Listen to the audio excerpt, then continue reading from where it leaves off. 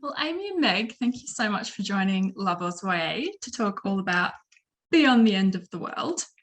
So my first question for you is, I've read in a couple of interviews that this story kind of came about a long time ago and you felt like you weren't sort of at the right writing level to write it. It was going to be a bit of a challenge for the two of you. Now that both books are done and out, like it is over, how do you feel about those challenges now? Like, do you think that you accomplished them the way you had set out to? Yeah, I'm glad we didn't start any earlier. I know that for sure, because you're right. The seeds of this came right after These Broken Stars and that trilogy had wrapped up. And we both had a strong sense that we just weren't ready to do it yet. But I think we weren't even sure what it was that was going to be too hard. It just felt too big and too complicated. And then I think when we got into it, right, Meg, like we were like, oh, this is why younger us would not have been able to do this. Yeah, I mean, there are a lot of elements in the book that were a challenge. The blending of science fiction and fantasy is something that we wanted to do really deliberately and carefully. We wanted to make it very clear that it wasn't one masquerading as the other, that it really was a true blend. And I think that comes out a lot more in the sequel, which was actually, I think, even harder to do and to manage than in the first book, because in the first book you can introduce all the mysteries, right? But in the sequel you have to answer all the mysteries, and so you have to answer it in such a way that you still walk that line. And I think that was both, I think, our biggest challenge and also the thing that was the most fun in a way. Yeah, completely. Because if the whole premise of your series is is it sci-fi? Is it fantasy? One character truly believes it's one and one character truly believes it's the other. And hopefully as the reader, you kind of keep nearly tipping and then something happens and you're like, that doesn't explain that. It's a ripoff if in the end we're just like, surprise, it's this one. It was this one all along. It's got to be more complicated than that. But that's hard. And also this was a lockdown book. So we couldn't follow our usual process of being able to be in the same place and brainstorm and think and talk, and that was hard. The longest Amie and I have ever gone without being together in a room, and we always knew that the times that we got together were important, but I don't think we realized how important they're important for our friendship, but setting aside all the emotional personal reasons that it sucks not to be able to hang out, work-wise, those times when we're together, we feed off of each other so much that we usually walk away with a book and a half to 2 books worth of ideas and brainstorming whenever we see each other in person. And so we had to do all of that, virtually, which thank goodness for technology that allows us to do that, but it's definitely also not the same. So it was definitely challenging. I've heard a couple of stories of the two of you in the bath in your own houses on the phone. Well, I mean, usually Meg comes here and we go to the Peninsula Hot Springs and freak out all the other patrons by yelling things like, "What if she's dead?" And similar. And so we hit a point where we were definitely desperate enough that we were like, all right, everyone in hot water on speakerphone, let's go. Because it actually did work. It did work. It wasn't the same as being in the hot springs, but it did. We did produce some good ideas from that brainstorming. The best ideas happen in the shower, Right. But sound quality in the shower is not what it could be on a phone. And I think it's one thing to get together and brainstorm, but when you're together, just hanging out together, what you do is you brainstorm, and this is what we never knew. One of you goes, "Oh yeah, that reminds me of a song," and next thing you're telling a story of a gig you went to, and then you're like, "Oh, should we get sandwiches? Let's get sandwiches." And then eventually one of you goes, "We should get back to it." And the thing is, when you get back to it, the first thing someone says is, "Oh, and here's what should happen next," because actually subconsciously we've been processing all that time. Whereas when you jump on a video call and you're like, all right, we will now brainstorm for 1 hour, you don't get those little break apart, come together, break apart, come together. And it took us quite a long way into the process to realize oh, that's what's happening. Yeah.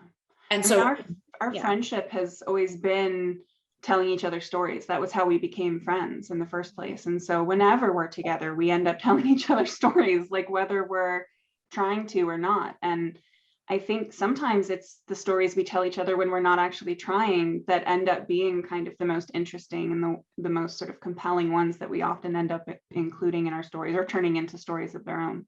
Yeah.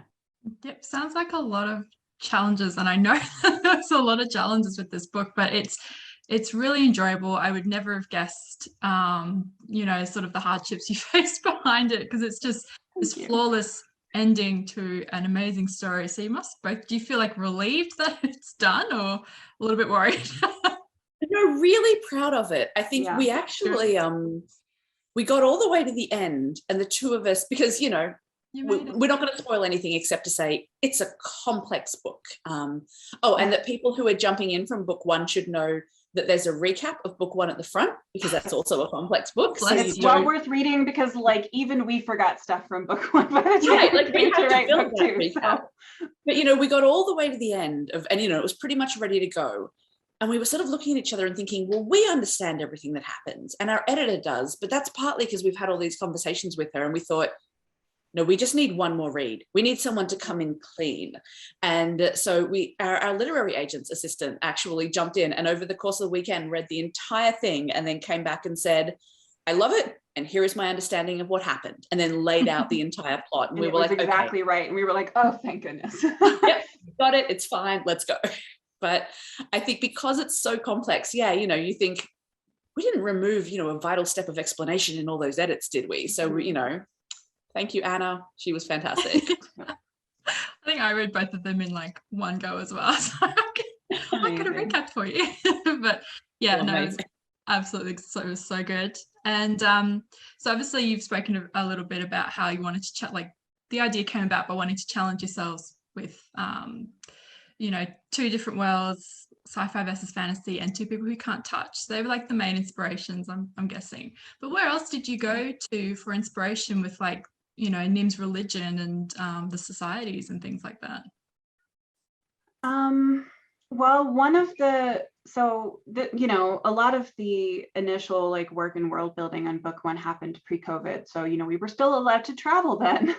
And I had traveled to Peru, and both in the mountains and in the Amazon, and just totally fell in love with this completely different world, to anything that I had ever experienced. And so a lot of the forest sea, the landscape and everything that Nim's world is based on kind of comes from that experience of the Amazon. The forest sea is basically like a partially submerged rainforest. Yeah. And the culture for Nim's world largely came out of that. I spent a lot of time thinking about, if this place is underwater for most of the time, then people would need to basically live off boats. And the land that is there would be precious, and that's where the temple would be. And so the temple is the center of this religion, and all of the sort of other aspects of Nim's people's culture, particularly the River Striders, which play an even bigger role in book two than in book one, come from the landscape. They come from that, literally the sort of topography of the world that we made for them. Yeah. And the same is true of North's world as well. And I mean, North's world is, and culture is really, almost completely geography driven. So, I mean, some of the aesthetics of North's world came from, going to places like Tokyo, or, even honestly, walking through the Melbourne CBD, at night after, in the rain, when, all of the lights are kind of coming at you through the water, they come from those sort of moments of, thinking, I feel like this could look exactly like this in 50 years. I don't think it's going to change that much. But then, North's culture has this completely, they've got these constraints. They don't have any more land than what they have right now. So every, food production, clothing production, where you live, the amount of space your house can take up, even the types of relationships that have normalized, poly relationships are much more common in North's world.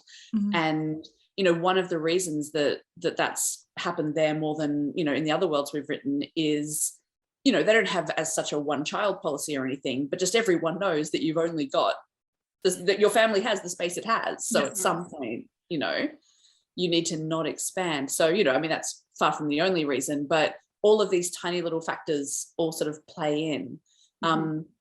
Right down to, you know, figuring out what North might wear if he was rich, you know, and discovering that soy silk is a thing, you know, because silkworms take way too much room. North is a vegetarian because a cow, are you joking? You know? Yeah, there's no room for cows. No, there's no room for cows. I'm very sad there's no room for cats too, but that's true. I would not must be a grim world up there. I mean, but if there was, then we wouldn't get to enjoy North getting to meet Nim's cat. That is true. It was worth it. Yeah. And in book 2, you get a few other characters' reactions to seeing the cat for the first time, which is also fun. Yeah, I mean, North's relationship with the cat is a lot my relationship with Meg's old cat, you know, one of extremely wary respect and being slightly unclear as to whether the cat is smarter than you are or not. So, you know, I spent a lot of years trying to win over Meg's cat. And in the end, we sort of got there, mostly, you know.